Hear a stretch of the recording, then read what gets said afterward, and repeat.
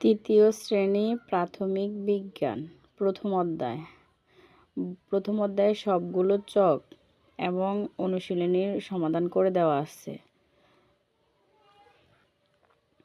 চক 3 পৃষ্ঠার চক, 6 পৃষ্ঠার চক, 9 পৃষ্ঠার চক, এই যে পাতা, কাণ্ড, মূল, তারপর অনুশীলনী, নৈর্ব্যক্তিক সংক্ষিপ্ত প্রশ্ন এবং বর্ণনামূলক প্রশ্নের উত্তর দেওয়া আছে। উদ্ভিদের প্রধান কয়টা অংশ কি কি? সংক্ষিপ্তগুলা। এরপর হচ্ছে রচনামূলক দুটোর উত্তর। দ্বিতীয় অধ্যায় প্রাণী পরিচিতি, প্রথম চক, তারপর হচ্ছে 13 পৃষ্ঠার চক,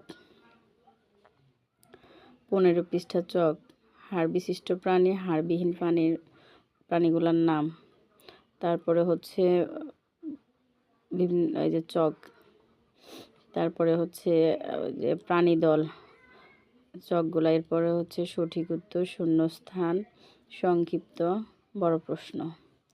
সংক্ষিপ্ত আছে 4টা, বড় প্রশ্ন 2টা, উত্তর সহকারে দেওয়া আছে।